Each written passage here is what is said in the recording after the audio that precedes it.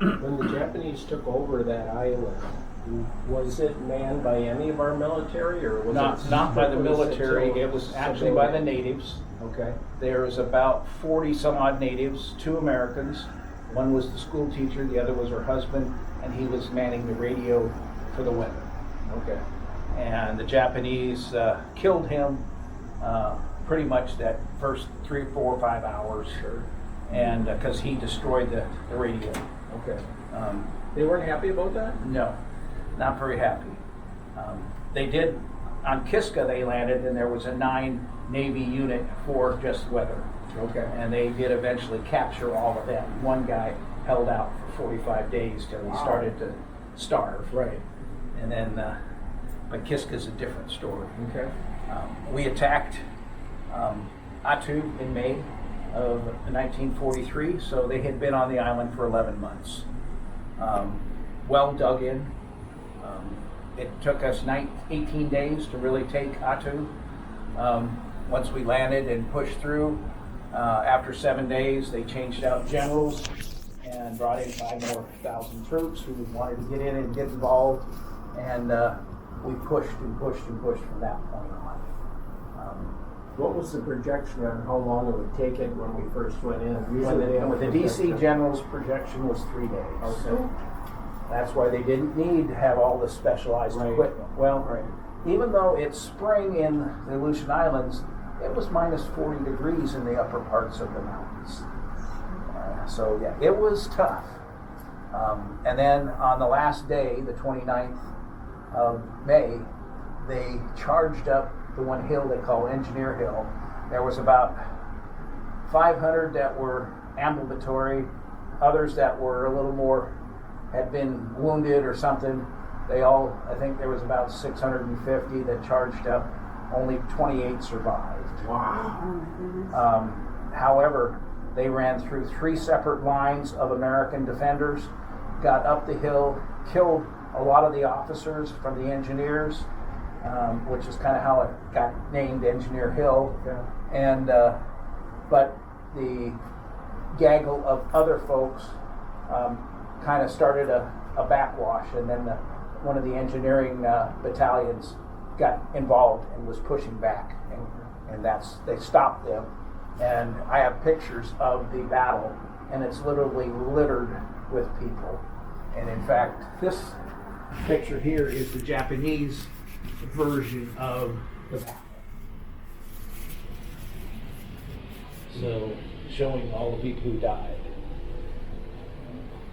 The LST, the LSV, and the Higgins boats, this is how we did all the movements within the islands of the Pacific, how we went and bypassed some islands, landed at some islands. The other ones, the LST, the landing ship transport, is about 350 to 450 feet. The landing ship vessel on top there and on the surface was about 130 to 150 feet, where the Higgins boats are about 40 feet. This kind of shows the landing at Attu.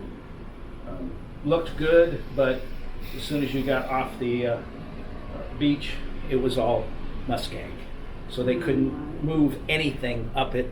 They finally moved some tracked vehicles up the little streams that had some bedrock, but nothing significant. If you wanted it, whether it was ammo or food or whatever, you had to hand carry it. So Higgins boats are 40 feet, and what's interesting is they're still using ones like that. They're in different museums. I rode on one out in Okinawa, and we used it for hooking up tanker ships to the lines that fed the all the fuel. So, When were you in Okinawa? 13 and 14, 2013 and 2014. Was it still? I was in Berlin from 80 to 82, Okay. and so I received the Army of Occupation Award. Mm-hmm. I didn't know if, and I know Okinawa had that too. Yeah, So. but we gave Okinawa back to the Okinawans, or out back to Japan in 1972. But from the end of the war until 1972, Okinawa was owned by the Americans, which is why there is so many military bases on there. There's 9 Marine bases, even though they call it all Camp Butler. And I was the military liaison for them, so I had fun going around all the different places. And then the Army has a couple of bases. The Air Force has one of the biggest bases in the Pacific there, Kadena. The Navy has 2 locations. And then, we have a lot of people there, and that was the complaint with the Okinawans. The problem is the mainland doesn't want us either. So it's, and I've given a few talks on some of that. A fascinating history. And we actually had, in Okinawa, we had our bishop, Episcopal bishop, had been in training to be a kamikaze pilot. Wow. And didn't graduate before we attacked.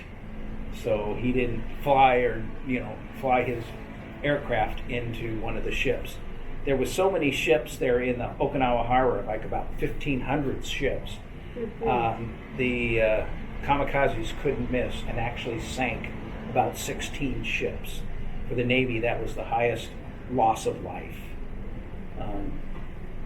The Army couldn't say that, and because the entrenchment of Okinawa and all the underground bunkers and everything, but at the same time, they're probably of the civilian population, they lost over 200,000.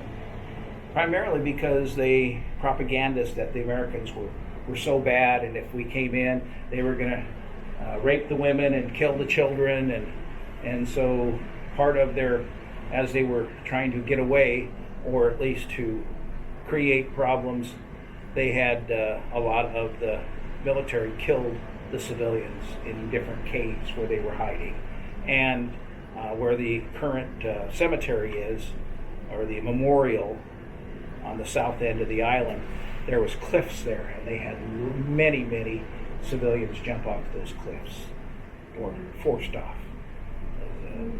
One of our guides, she was a survivor of Okinawa, but she was 6 or 8 months old, and her mother was a farmer and did not even speak the normal language, and therefore did not understand that she was supposed to kill herself and her children. So, yeah, pretty amazing, all that. I do have interesting, this is a Japanese submarine. What's interesting about it is the torpedoes. They are kamikaze torpedoes. So the guy would get inside it, it's got a snorkel on it, and he would drive it into a ship. Primarily used in the Battle of the Philippines, but didn't sink anything, just a little bit of damage on several ships. And then I have a picture of the Indianapolis. Indianapolis was up here in Cold Bay, and then was sent down to San Diego and picked up the 2 nuclear weapons, the 2 nuclear bombs that were sent out to Bikini Island, delivered it to Bikini Island, and then headed back, because the whole mission was so classified, nobody knew where it was, but they got sunk by a Japanese sub, and of the 1,000 that were on the ship, about 650 were put into the water. For the next 10 days, half of them were picked off by the sharks. And then they actually rescued 350.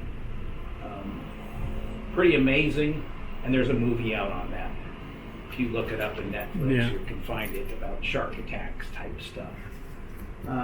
The Attu Village sign there, that is one we had commissioned in bronze. The original one, which is sitting over there on the stand, was deteriorating from the weather, and so unable to, we decided the bronze would work better, and that was put out there in 2010. So there's a bronze statue basically there on Attu Island that will last forever. I got to float around in this area when I was on the Beltwell for 2 weeks.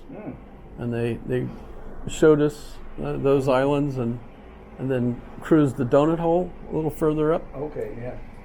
So that was Up towards Amchitka. 2 weeks of seasickness for Not me. feeling very well. Well, Shibia, the American Air Station that's still out there, is right there. So that's Erickson Air Station. That is about 80 contractors are on there doing work. Might be a little more. Nobody knows what kind of work. Well, yeah. Well, they used to run with the Cape, what is it called? Cape Dane, I guess, whatever it is. It's a platform that goes between Hawaii and Alaska, or used to, and what it would measure is any nuclear explosion anywhere, it would find it in the Pacific. You need water, I do have some. Water just doesn't. Not, Can't get it out. This is my last room of World War II.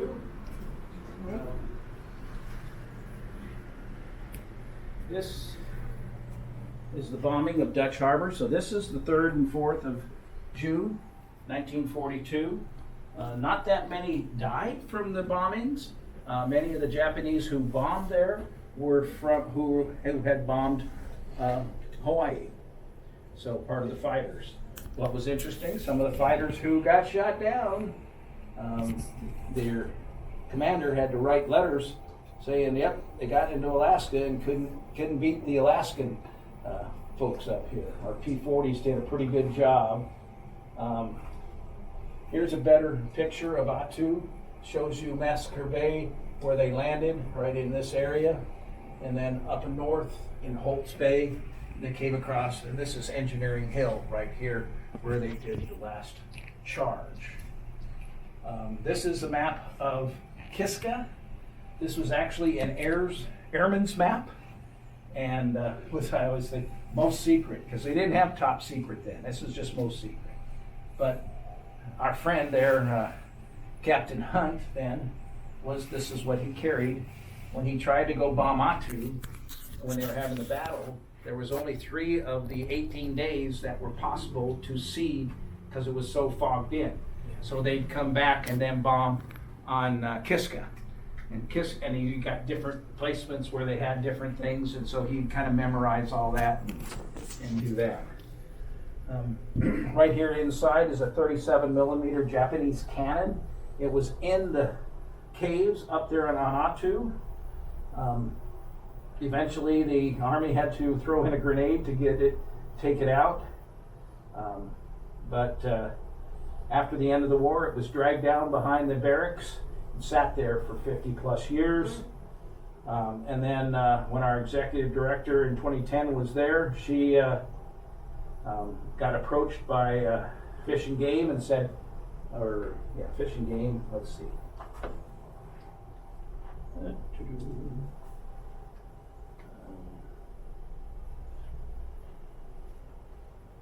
know it was there, but so they asked her if she wanted it. She turned to the Coast Guard and says, "Hey, would you haul this for me?" They said, "No problem, Colonel," and she got it back. That was one of the interesting things. You can see what the projectile looked like, the 37 millimeter round. We have a variety of Japanese swords and katanas that were there. Pistols that they used. Shows you we have a baby Nimba, a Nambu, that would be what the fighter pilots would use. One of the interesting parts of the fighter pilots is they had to be so small to fit into those arrows. Right. If they were over 5'6", they were too tall. The map I have here is one of the more interesting maps, is the circumpolar region map, and it shows you the very bottom, the blue tack, shows you Great Falls, Montana, and that's where the WASP, the Women Air Force Service pilots, flew from all the different factories, brought the aircraft in, the 12 different aircraft that we gave the Russians, and the men would come down to Great Falls and pick up the aircraft, fly the Alcan Highway airfields, get up to Fairbanks, stop there. The Russians would come into Fairbanks and get 2 to 5 hours of stick time for orientated to the aircraft. Once they were orientated, then they would fly to Nome, spend the night, and then fly from there to the Russian front. Interesting items. What did the Russians, for the most part, they never had any time off. Time off became Fairbanks. Alcohol was a very high consumption